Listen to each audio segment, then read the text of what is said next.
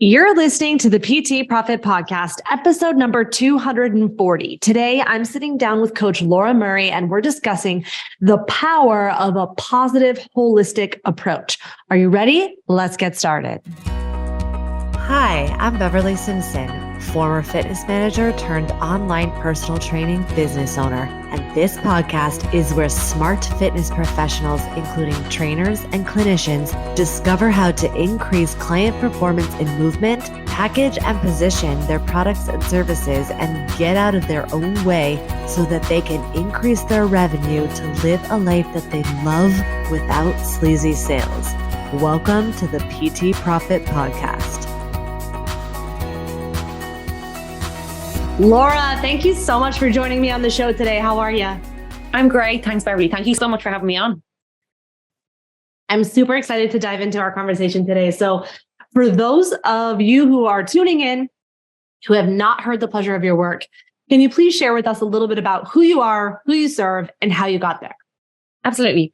My name is Laura Murray. I am an online women's health coach, personal trainer, nutritionist, and I'm also a podcaster based in Dublin. And I help women to transform their mindset to improve their health and well-being and build their own self-belief and confidence, and ultimately to become the strongest, happiest, most confident, fittest version of themselves within their busy lifestyle. So I generally serve women from the age of mid-20s up to mid-60s.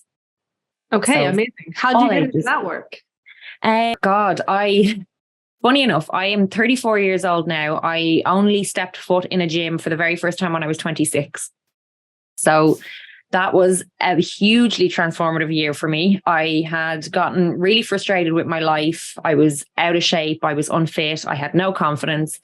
It was through that journey that I decided I have to do this. I have to help other people to do what I've done.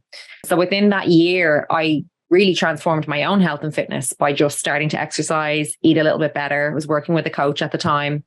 And as I started to see the improvements, I realized, okay, this is actually way more simple than we give it credit for if we just allow the time and give ourselves the opportunity and put ourselves in the right space to learn and seek out somebody who can guide us. So I just kept with it. And through that, my friends and family and people around me, and even strangers on social media, were asking, okay, what are you doing? What's the secret? How did you go from here to here? How did you get fit? How did you lose weight? What's going on? What are you doing? And I just had to be honest and say, there's no secret. I literally started doing the things that I should have been doing all along. And when I realized then that it was something that I wanted to help other people do long term or properly, I went back and studied and got my qualifications while I was working full time and pivoted to personal training in person. And then through COVID and lockdowns, I was forced online somewhere I thought I'd never go. And now I'm fully online because that has evolved and it turned into something that I never even knew it could be. So amazing. That's kind of it in a nutshell. Okay. So one of the things that I'm curious about in your own story as well is when you were 26, if you can take me back to all those years ago. When you were 26, what were some of the things that you needed to hear? Because I think one of the things that a lot of coaches get into when they're working with Gen Pop is two things. Number one, or general population is number one, sometimes they've been fit their whole life and they cannot empathize and really understand the psychology of the person that they're working with, because to them, it's like, just stop doing that. And they can't really understand what it is the client is going through. Oh, and then number two, sometimes they feel like it's been so long since they've been there that it's hard for them to go back and relate. Okay. So I'm curious for you, and I can empathize with that. For me, like sometimes when I'm in business building, I forget what it was like to earn my first 2K, right? So it's not that it's bad. It's just more that I think it's important that we remember how far we've come. So for you, when you were 26, what were some of the things that you needed to hear or that you did hear from your coach that helped you stay the journey? And how have you translated that now into your work?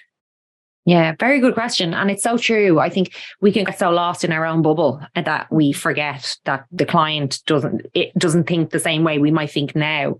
And that's something that's been hugely important to me, is to remember how I felt back then at 26. And I don't think it's something that I'll ever really forget. I have a photograph that I actually keep on my phone from that year, that summer, that I just felt so awful in my own skin. I actually put off stepping into the gym that was across the road from my home at the time because I was so nervous and I was so afraid of failure. So I think that's one of the key things that I try to communicate to anybody that reaches out to me looking for help, who is in a similar space to how I felt back then, which was utterly lost and really afraid of failure. And because I was so afraid of starting something new that I had no idea how it worked, what I needed to do, and I was so afraid of trying and reaching outside my comfort zone and going into that fear, but then not being able and failing, or being the most unfit person in the class, or the person who didn't know what they were doing in the gym. So I really make it my mission now to reassure people from the get-go that we all started there. Like, none of us really know. And even in every level you get to, you don't really know what you're doing to get to the next phase. You're just doing. You just have to take that step and trust. So finding somebody who could guide me and give me that little bit of reassurance was key. And that for me is what I try to be now to my own clients and anybody coming on board. It's just somebody that I can just reach out a hand and say, okay, I'll show you the way. And I know it's terrifying and I know it's really daunting. It's so scary, the thought of starting something new and actually maybe failing. But I think the first thing that I learned, that I can't say this enough, and even I have to remind myself this, because we live in an instant gratification society where you can have anything at the click of a button, is that it's going to take time. Anything you want to do that is worth doing, that you want to last, if you want it to last forever, the results, they're going to take time to achieve. You didn't get to where you are now in 6 weeks. You're not going to transform your whole life, your body, your mindset within a 6-week stint. So understanding that as well is really key. And I think once I understood and accepted that back at age 26, 27, everything felt easier, because I didn't feel like there was this time pressure to achieve X or to get from A to B. I could just relax into the process. And when I accepted that the process is the most important part, because you can't fast track experience, and it's what you learn through the experience of the process is actually ultimately the goal. It's all of these things that we learn that we take forward with us. It's how we start to act and behave. It's different habits that we build through the process of just making small change by putting yourself in a different environment or asking for that guidance. So that was key, just knowing that it's going to take time and that it really isn't about getting to that end goal. It's about doing the things en route to that goal. I don't even know if that answers your question, but How long was your journey?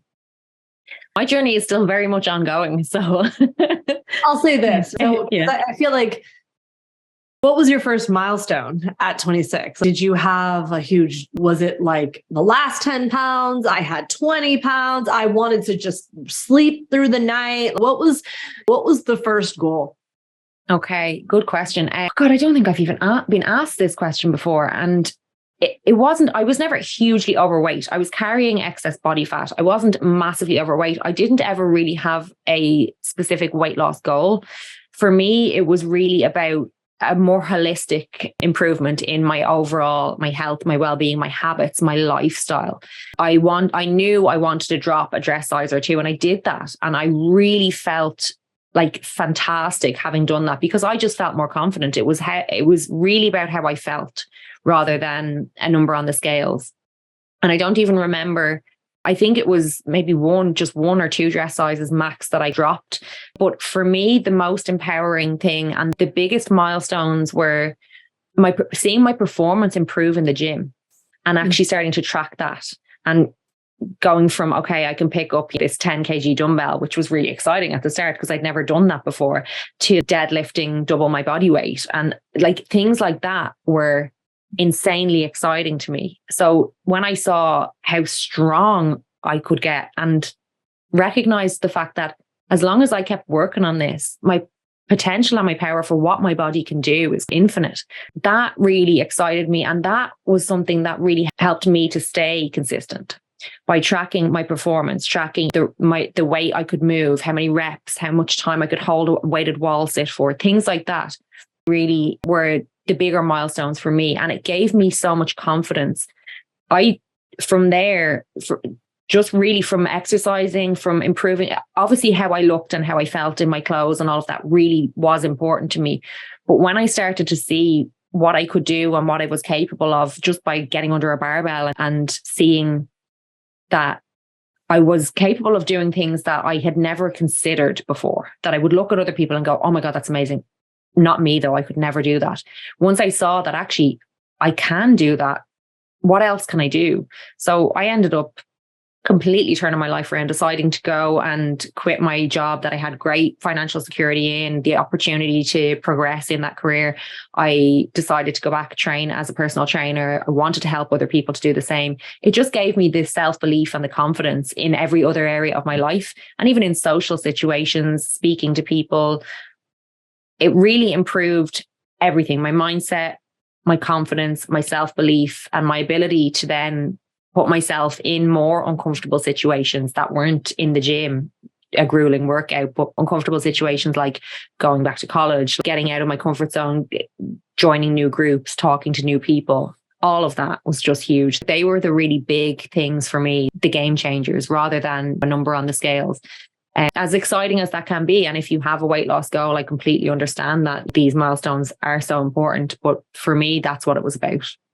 Okay, great. Now, one of the things that you said, there's two things that you said that that I'm curious about your personal story and then how you translate this for your clients, because I'm sure the clients go through the same thing, right? Yeah. Which is the sense of, you said that you started to chase or work towards different goals than you came in with. Yeah. And I think that a lot of people, and for me, this is how I communicate the difference between your clients come for information and you're wanting to facilitate a transformation. And so how do you get what happened for you that changed the goal where you could start chasing performance goals? And how do you do that for your clients? Very good question. It's a tough one. It really is. And I only really realized that's what I wanted to do through my own journey once I started personal training as well. So when I started working with clients, I was only working with clients face to face, so on the gym floor, and people were coming out intimidated by the gym. Maybe they had never been in a gym before, and really they needed help to learn how to exercise safely. So they had the confidence to come into the gym and to pick up a weight, and they felt like they knew that they were what they were doing. And that is a hugely important part of the beginning of any journey. And for me, it was too, because that was something that really made me nervous and actually had me avoiding going into the gym that was across the road from my house at the time when I was 26. I wanted to walk into it so many times. I put it off for months and months. I was terrified of just not knowing what to do and just being seen to be a complete and utter idiot. And nobody wants to feel like that. Nobody wants to be seen to be the beginner or the idiot that has no idea what they're doing in the corner. So I think it's really important to let the client know that we're going to cover the basics. We're going to cover the basics of teaching you what you need to do, giving you the really simple action steps. You're going to have your workout here. You're going to have your plan. You're going to know there'll be no guessing. You're going to know exactly what you need to do. I'm going to guide you. I'm going to give you that feedback. But also then there's the whole mindset element of it, in that if you want the results that you desire to last forever, it's not about the workout. It's not about eating certain foods or not eating certain foods. It's about making a sustainable lifestyle change by slowly and steadily building better habits and layering those.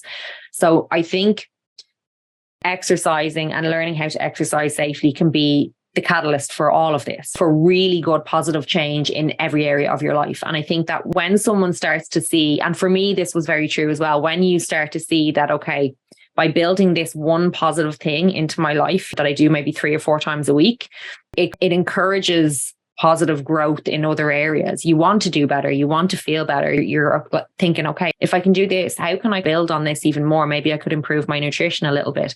Maybe I could drink a little bit more water. I probably need to. If I went to bed a little bit earlier, maybe I could get up earlier and train first thing in the morning to leave my afternoons free for social connection and these kind of things. So as you start to layer on, I think it becomes more apparent that it is about the lifestyle. I'm sorry, I'm pretty sure I got sidetracked there and didn't answer your question fully. What was the second part of your question? How do you do this for your clients? So now, how do I do this all the time? And I need to, Chris is always telling me that I need to do not combine question. One question at a time. I just can't help it. One of the things, what I was asking was that how do you now bring what you have learned, both in your education and in your clinical experience and your self experience, how do you bring this to your clients? How do you help them move through their sticking points? How do you help them transform and change where they're thinking and how they're getting stuck and move them to, this is where, when we shift the goal or when we shift our mindset, how do you get them on board with that when, they can be so stuck in their own way? It's hard. It is hard. And I think it's really important to recognize as well is that everybody is starting from a different place with different experiences. And one of the things that I do with my clients now is it really isn't just about the exercise. They will get their plan. They'll get their full support with their exercise plan, with their workouts, and it'll be tailored to them, to their level, whether it's home workout, gym workout, whatever. So they have that there and they know they need to chip away at that. But really, it all starts and ends in the mind. Like any real lasting change starts and ends in the mind. So we have a weekly call, a mindset call that we all hop on Monday mornings on Zoom. Now, they are recorded. So if somebody can't make them live, because I do understand people have very busy lives, they can listen back in their own time. But this just helps to give my clients a framework and little things that they can take into their week, little questions, prompts for them to think about that they can apply to their own lives. Because again, it's not about telling people what to do. Oh, you should just eat your vegetables, go to bed and get your 8 hours sleep, exercise. We all know what we need to do, but we don't do what we know. And I think when you can shift your mindset a little bit like that, you're more inclined to make better choices for yourself based off your own autonomy. Starting the week on a good note like that really helps, and setting yourself up with the mindset of, okay, today is like a fresh opportunity for me to build on what I've been doing in the past. And I think if you take that approach each week, what you can do over the course of a year is insane. And what you can do over the course of, say, 6 months even, or 3 months is absolutely incredible. If you're going into each week just looking at, okay, what can I do? Okay, there's so much I can't do. There'd be curveballs. There'd be life throws curveballs our way pretty much every week. And if we were to focus on what's not going well or what we can't do, we won't get very much done. But if we head into the week with a focus on, okay, we have our plans laid out, we have a framework for our non-negotiables that we will make sure get done every single day and every single week across our schedule. And again, this looks different for everybody, but I have a very simple framework that my clients can use to apply this to their own lives. And then from there, just focusing on what you can do, doing your situational best day to day, and recognizing that, okay, if we take this approach, we can layer and build, and progress obviously will be, it's not going to be linear, but it will build over time if we're willing to take that approach rather than just looking at it as I have to get my 3 or 4 workouts in and eat my vegetables. So the mindset portion of it is really important. Now, how do you have clients that resist the mindset work? Yeah. How do you work through that? I did in the past. Now I'm very intentional about who I work with. So we will have an in-depth conversation to make sure we're the right fit to work together. Because for somebody to, not that I won't give up on somebody if I think that there's potential there and I can help them in some way, but they really have to be open to wanting to learn and wanting to do different. So if they're open to change, then we can work together. If they're really fixed and I just want a program and I don't want XYZ, then I'm probably not the coach for them. And I'm willing to admit that as well. There's more than one ways to skin a cat. And I might not be the best coach for somebody who just wants a cookie cutter program and doesn't want to work on personal development and that side of things. For me, that is the foundation of as I said, any sort of real lasting change, if we're not growing and developing personally, then, you know, you can have the best exercise plan or workout or the best nutrition plan or in the world. But if you're not growing and willing to be open to change, then it's not going to, I don't believe that you'll be able to transform the lifestyle factors that maybe led to you being overweight or unhappy or unfit in the first place. I think slow and steady is how I would maybe overcome any resistance to being open to changing mindset. But it's not something that's happened often. There's been one or two people who maybe aren't open to talking about breath work or meditation or maybe gratitude and things like that, that now I'm so thankful we've scientific backing for a lot of this. There's research to prove in like the effect of gratitude or showing gratitude has on our neurochemistry and the effects that it has then biologically in our bodies. So I can back that up to any people who are running away from any woo-woo claims of gratitudes and affirmations and things like that. Yeah. So it's so powerful. And I just feel like people think that, I'll get to that. Yeah. That's really actually the essence of transformation. Yeah. Honestly, that's one of the things I feel like was missing in Atomic Habits. Yes. Everyone talks about how great that book is, but if you're not dealing with the identity level, then it's not going to, then. So yeah. what? Oh, I never thought of that. Yeah. Cause I love Atomic Habits. It's like the holy grail, but everyone loves it. And I'm like, but this is this core component that we're missing. I never considered that. I'm going to have to go back and reread it now and just try to pick apart bits. Yeah, but it's so true. I think if you can get to know yourself on a deeper level and understand your true needs and values, then you can create a life that, you know, it's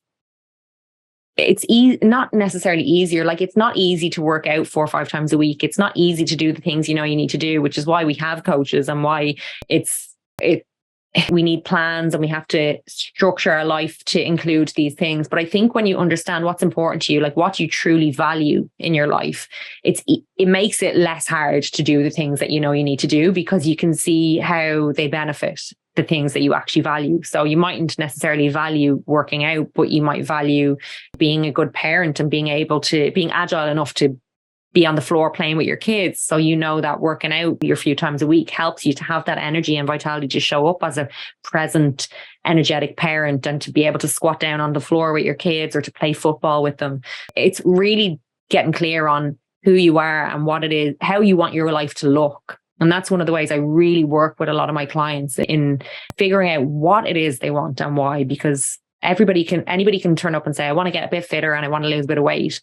Okay, but what does that really mean for you? And why do you want those things? And when you can get clear on that, it makes it so much easier to stay the course and to do the things, even on the days when it's raining out and it's freezing cold. You don't want to get out of bed. You most certainly don't want to go and do your squats, but you can see the long-term payoff that it's going to have if you can do that consistently and you recognize the importance of why you're doing what you're doing in terms of your life.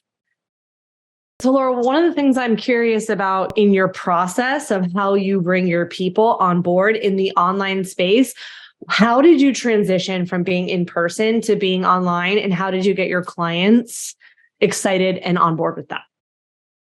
Yeah, so this was something that wasn't exactly planned by myself, but through divine intervention of COVID-19, we pushed that way. And I suppose when the gyms all shut down in Ireland, it was funny, there was such a big divide. A lot of my peers as well sat back and went, we can't work. I straight away went into, okay, how can I work? Because I think I have probably a bit of a toxic relationship with work at times. I love it. Like I can work from morning to night and through my sleep if I let myself, because I do love it. It's my purpose. It's my passion, which I have to be mindful of as well.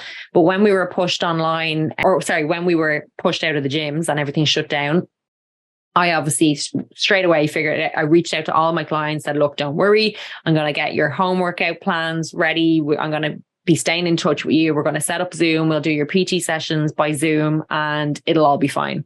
So I was doing PT sessions by Zoom and it wasn't really online coaching yet. But then with some home setups for some of my clients just weren't ideal for that, for themselves, just with the space and with families and housemates and things like that.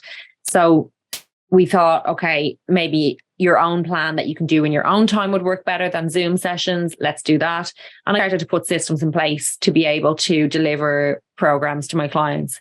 And then realizing that the whole connection element was being lost and the community aspect of life and living, I started to put together the coaching calls. So like a group coming together as a group to just have the chats and to figure out what are people struggling with this week. Okay, we're all drinking too much wine. We're all eating too much chocolate to get us through. And it was fine for a week or two, but how can we rein this in? How can we, and then putting little things in place, like little challenges or little things that we're working on this week or next week. Like we had the 2 liters before 2 p.m. water challenge to make sure we're getting enough water on board early in the day. Little things like that. And that started to grow. And then I had put systems in place where I was able to take on new clients and who were just coming on board solely as online clients. So then when the gyms reopened, my old clients or my original clients that I had been serving face-to-face wanted to come back to personal training. The clients that I had taken on as online clients were happy to just continue as they were going. And I was trying to do both, which was an absolute and utter, it was chaotic. And I loved doing both. But I had to choose because I was running myself into the ground. I was in the gym all day with clients, back-to-back personal training sessions. I was coming home, trying to touch base with messaging and with keeping up to date on the app with coaching clients, then trying to get check-ins done, doing all the admin that goes on in the background and absolutely burning myself out. And I had seen firsthand how much more that I could give to clients through the online platform that I couldn't give in a face-to-face personal training session. There's only so much conversation you can have in between sets and at the end of a session and wrap up with a client. Whereas with the online coaching, I was able to really facilitate personal development and growth, talk about nutrition, talk about the different lifestyle factors, your sleep, your stress management, how is your scheduling, your time and energy management. So it became apparent to me that all of the things that we really need for long-lasting, sustainable change that I couldn't give to clients in a face-to-face training session, I was able to deliver through the online coaching model. So I decided to pivot that way. And thankfully, all of my clients came with me. So I was really lucky in that all of my face-to-face clients decided to pivot online with me. Now, some of them did drop off after a few months, which is natural anyway, whether it's face-to-face or online. But there wasn't much convincing involved because I think that they had seen as well, like they were at a good level of training. They were confident enough in the gym. I also, when I knew I was going to transition, I made sure that they were able to march into the gym themselves, set up their barbell or set up their session. They were confident enough in doing what they needed to do so that when they were flying solo, they knew exactly what they had to do. But there was going to be more added value in terms of what they would get from me, even though I wasn't going to be there standing by their side in their training sessions. I think once they realized that, it was a no-brainer for them as well in terms of what they were going to get from the service and from me. It left me free to be able to put together different trainings and different things for them. And I think it's a win-win situation, really. I can serve my clients in a much bigger way. That's so powerful. So now I'm curious for you and for the clients that you're working with, how do you navigate between their sticking points of understanding the difference between this is a plateau, we're going to break through, or that maybe this is a course correct, we need to program change, something's not working. And how do you what's your process in deciding and course correcting? Do you mean, sorry, in terms of, say, if somebody's experiencing a plateau with weight loss or with whatever their goals? Whatever their goal is. Because for me, and the reason why I came to that question and how I got there is that for me, it's very clear your thoughts and your mindset is one of the key components of what you do. And what people don't realize is that these neural pathways in our brain is something that is layered there. And even though you're making a conscious choice to always turn right, the left turn is still there. And so for a lot of clients who are stuck in the mud and can even like one thing can unhinge them and cause them to go left, how do you navigate the nuances between this is normal, this is part of the process, we need to break through this versus, oh, wait, there's something here that we need to take a look at, and it's either you're reporting or part of the process. So how do you navigate that in your business? Yeah, okay. That's a really good question. I guess I'm very much of the solutions, not problems mindset. So if there's a problem, there is a solution. And I think what can happen with a lot of people, and it has happened for me in the past, when as soon as you hit a roadblock or there's a problem, it's okay, this is wrong, I'm not doing this right, there's a problem here. But problems aren't necessarily bad. They just mean they're feedback that we need to tweak. We need to tweak something, we need to pivot. And it's figuring out what that is. So we'll stay really closely aligned. I like to touch base with my clients a couple of times a week. We have our check-ins as well, our deeper check-ins, but usually even before check-in, we know where we're at. If there is a roadblock, if there's a plateau, if we're facing some sort of a bottleneck, we'll have a touch base and just figure out, okay, what's going on? What is the fact here? The fact is we've been doing this, it's been working, and now we're a bit stuck. And it's just looking at what can we do? What can we influence or control? And there is always something when we sit back and look at it. And I think sometimes when you're in, like, if you are the person who is stuck or has reached that plateau or hit that roadblock, it's so hard to see beyond that because you're immersed in that little bubble and in that space. But if you've a coach there on the sidelines able to see from a different perspective to guide you around that or to help you to climb over it or whatever the case may be, there is always a way out or around or through. And I think recognizing that as well is really important. And that's probably one of the things that I wish that I had known sooner on my own journey, is that just because you get stuck, just because you hit a roadblock, just because things aren't going in the direction that you want them to go ultimately in the long term, doesn't mean that you've screwed up or that you're not going to achieve your goal or that you're doing something drastically wrong. It's just feedback that we need to tweak something. And I think when you have somebody there to guide you, like maybe ask you better questions or to guide you to ask better questions of yourself, that's key for overcoming these moments. But I think recognizing as well that you will always overcome them. Like there's nothing that's going to stop you from achieving your goal, only giving up. So that's, I guess, in a nutshell, how I would approach any sort of a roadblock or a plateau, is just little sit down, little check in. What's going on? What's going so well? How can we build on that? What's not going so well? How are we going to overcome that? And we'll figure out a way. So good. So good. So powerful. What are some of the other things that you wish you had known earlier in your journey that you share with your clients now? Oh, very good question. And one of the things that actually came up in the last week or so, just in conversation with a couple of my clients, is I wish I had known that it's not about having a training plan from a bodybuilder or a bikini athlete, or having a meal plan. Or I think I was very naive when I started. I was really naive. And I think social media plays a big part in this, because for me, even now, I have a background in this world. I know I've education in this world. I know what's what.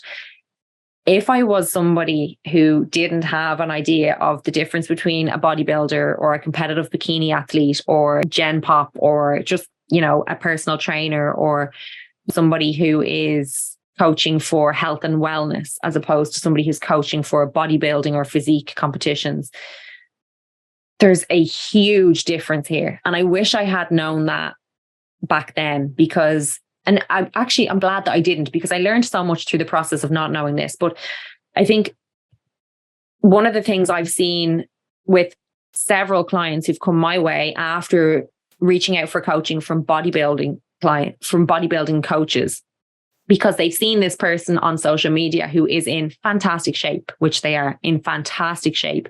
And they think, okay, that's the person I need to go to get a body like that. Number one, they don't really want that body. They want to feel better. They want to feel fitter. They want to lose weight. But they go to the person who's in the best shape physically or visibly, thinking, okay, they know what they're doing. They absolutely do know what they're doing. But if you want to be a bodybuilder, hire a bodybuilding coach. If you want to do a photo shoot, hire a coach who'll prep you to do a photo shoot. But if you want to become your healthiest, fittest, and most confident version in a way that you can sustain forever, hire somebody who will teach you those systems and tools and principles and how to improve your body, your mind, and every avenue of your life, rather than how to train 5 times a week and eat chicken and broccoli and do things in a way that's not sustainable. And there's no right or wrong answer here. Maybe you do want to be a bodybuilder. Maybe you do want to do a photo shoot. But it's not teaching you the lifestyle factor, how to improve the lifestyle factors that you need to improve to be your healthiest, fittest version long term.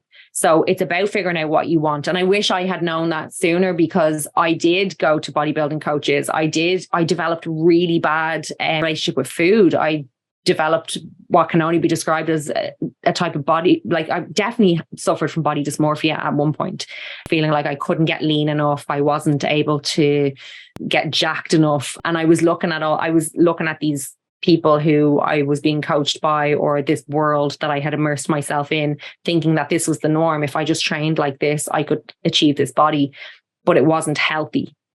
So I kind of wish I knew that sooner. I wish I was able to tell the difference. And I think social media portrays this as something that anybody can have, living a normal life. And you can get really fit, you can get healthy, you can improve your body. But if you want to look like a bodybuilder, you need to live like a bodybuilder. If you want to look like a bikini athlete, you need to live like a bikini athlete. And most people aren't willing to make those sacrifices. And I'm not willing to make those sacrifices. So I think knowing the difference there is something that I wish I knew sooner. So there's 2 really big important things that you're talking about that's worth reiterating. And I see this in myself all the time. And it's a nuanced conversation, because there's a difference. And I always tell people this all the time, business clients, as well as anyone who's entering a coaching relationship, is that when you make a buying decision based on someone else's results, that's like doing keto because Sally next door said it was great. Yes. That's one of the worst things that you can do. Mm-hmm. Someone else's results do not dictate or depict what is going to happen for you. Mm-hmm. But what we do need to, and the nuance comes from understanding the difference between understanding the process. Like, you want to invest in a proven process, but that doesn't mean that someone else's results prove their process. So how do you navigate that? How do you know that? And for me, you're just going to have to go for your gut, trust the coach, because just like you said, there's 100 ways to skin a cat. The truth of the matter is that it's probably true that all the processes are proven. You just have to know yourself. You have to get to know yourself and be discerning in, will this work for me? Yeah, right? That's absolutely it. And I just think that people don't realize that. I have so many experiences where I've invested in something, whether it's business, whether it's health, and I thought, oh, this worked for you because of your genetics. You got to 7, or this worked for you because you charged $20 million. When it's just, people forget this. They really forget this. And I notice this in myself all the time. And so it's a nuanced conversation, because we do want to demonstrate and prove a process, but someone else's results doesn't necessarily mean that it's going to be for you. And I think that's hard. It comes back to your needs, your wants, and your goals, and getting clear on your values again. And that is what it comes down to. If you are clear on who you are, as you said, and what you want for yourself, then you'll know, okay, this coach or this way is the way to go about living my life. But I've had women in their 40s and 50s with kids who just wanted to get a bit fitter, wanted to learn how to get fit and stay fit and live a sustainable lifestyle. And they're happy that they feel comfortable in their own skin, who've went to bodybuilding coaches, who've been sold this plan that to follow for 12 weeks and get shredded and jacked. But that's not what they really ultimately need or want for the long term. And I think that's a lot of frustration lies there. And they have a bad experience with a coach. It's not what they need. It's not the approach that they need. It's not helping them to improve the different factors in their life that are going to get them to where they want to be sustainably and in a way that works with their lifestyle. So that's a massive frustration. But I think if you are clear on who you are and what you want, then you're more likely to gravitate towards someone or a way, an avenue that allows you to live the type of life that you want while still improving the things that you need to improve. It's so true. And the other thing too that you said and talked about, which I think people miss, is that is bodybuilding athletes. People think that they forget that's an actual athletic component that's going to train in a very specific, live in a very specific way. And then people translate that to think that's a lifestyle when that is in fact not the case. And then they also compare their bodies to someone else's leanest, but that doesn't mean it's their healthiest. I mean, I don't know if you saw that viral video of Ariana's, but I feel like that is, we hear people talking about this when in this big of a circle, like a tiny, like the 1% of the 1% talks about my leanest isn't the healthiest, but they forget that when you come out to the context of the masses, the majority of human beings on this planet don't realize that. They miss it. Yeah. And that's been a struggle of mine, like through my own journey, becoming a fitness professional and being immersed in that bubble and seeing all of this online. I had this pressure on myself that if I was going to be taken seriously as a fitness professional, as a coach, then I had to be super lean. And I got really unhealthy. But it was at that point when I was probably at my unhealthiest, when I was praised the most for being healthy and fit, because I looked muscular, I looked lean, I looked in good shape, but I was very unhealthy. I was under eating, I was underfueled, I was miserable, I had insane body dysmorphia, I had a really bad relationship with food. And coming back from all of that, coming through that and coming back from all of that has actually really helped me, because it helps me to navigate. It helps me to see red flags maybe with clients who might be struggling with their own relationship with food or their relationship with themselves. It also helps me to preempt any of this stuff and to stop anybody from hopefully struggling with any of these things as well. So I don't regret the fact that I went through all of that, but it's definitely something that I think needs to be spoken about a little bit more, and people need to be made aware of these things a bit more. It's important. So it's so true. It is important. And it's also a good reminder that we think everybody's talking about this when the truth of the matter is that it's a drop in the bucket. It's just because it's part of our reticular activation system. Right? Yeah. And it's just not, to me, I just think that if it is in your heart, the desires of your heart are safe guidance. There's a reason you are called to do this and not be a kindergarten teacher and not be a professional hula hoop dancer. Okay. So for me, it's easy for us to get trapped in the, who am I to do this? Or I'm not lean enough. My body's not a business card, but all of this is experience for you to hone in your messaging and find the people who need you, because otherwise they're going to go to bodybuilding coaches and when they don't want to compete. I know. It sounds like we're really slating bodybuilders here. There's absolutely nothing wrong with bodybuilding if you want to be a bodybuilder. Yeah, but that's the key component. Yeah. You said this, and it's that idea of, hey, we're not anti-chocolate ice cream. Yeah. We're just connecting with the people that want to eat vanilla. Yeah. And the problem is that, I have so incredible people who love bodybuilding and they can do it. And it's part of their business and it's part of what they love to do. The issue is when there are people that don't want to be a bodybuilder, but they think that's the only way. Yeah, that's it. That is exactly it. That it's the only way is to train like this and eat like this and do this. And if you go to a coach who has gotten themselves in that physique, doesn't necessarily make them a good coach either.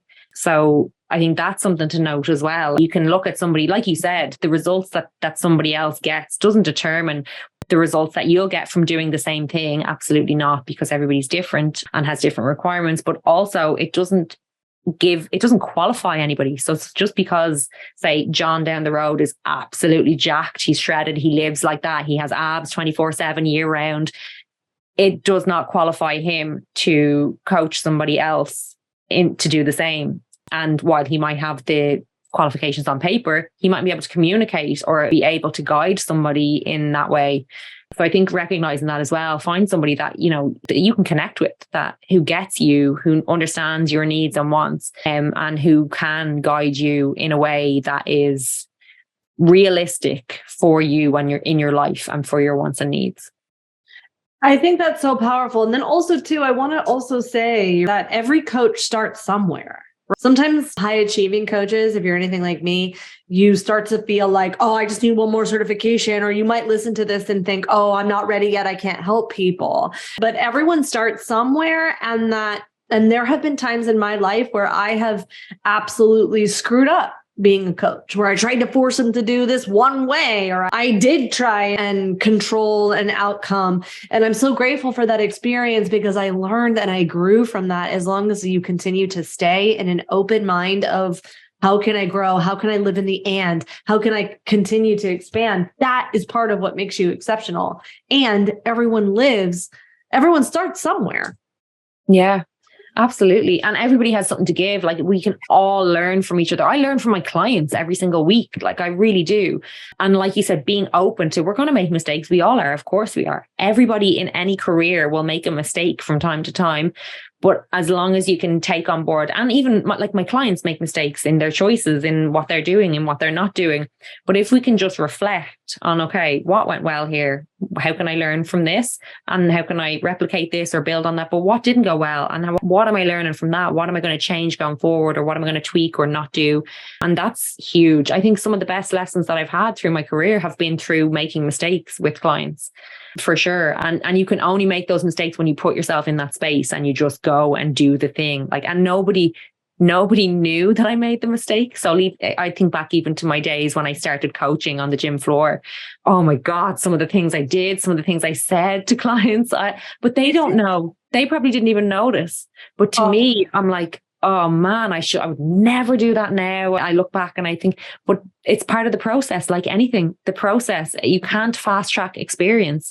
Like, you can sit and read as many books, you can hire as many coaches, you can do as many courses as you possibly can, but it's the experience in anything. And it's the same with your health and fitness. You can read about eating better, and you can look up all the best workouts in the world. You can hire coaches and mentors.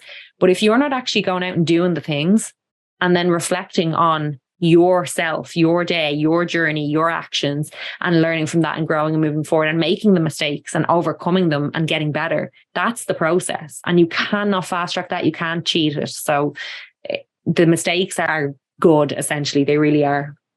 Yes. Where you can't learn how to swim by reading a book. You got to get in the water. Yeah. You have to get in the water. Yeah. So true. So good. So Laura, I really want to be mindful of your time. And thank you so much for pouring into me, into us, into the community. And I'm curious, if anyone wants to talk more or go deeper with you, what are some of the best places to send them? I'll give you 3 places you can find, actually 4. You can find me. My email address is poweredbypositivitypt@gmail.com. That's a mouthful. I'll send it on. You can pop it in the show notes if you like. My Instagram handle is @MurrayLola. That's MurrayLola. You can also find me at poweredbypositivity.ie. And the podcast is the Powered by Positivity podcast on anywhere you get your podcasts. So love it. We'll be sure to link all of that up. And thank you so much. Show notes. And thank you so much. This has been amazing. Really appreciate it. Thank you. I really enjoyed the chats. Thank you so much for having me on. It's been a pleasure. Thank you for listening to the PT Profit Podcast. If you like this episode, chances are your friends will too. So it would be a huge service to us if you would please leave us a review and share with your friends on your social media channels. When you leave us a review, be sure to take a screenshot of it and email that screenshot to my team at info@bsimpsonfitness.com. And we'll send you a very special Instagram podcast that will show you how to create compelling content so that your ideal clients come to you and you go from wanting clients to a wait list of clients ready for your services. Thank you so much for listening, and we'll see you on the next episode.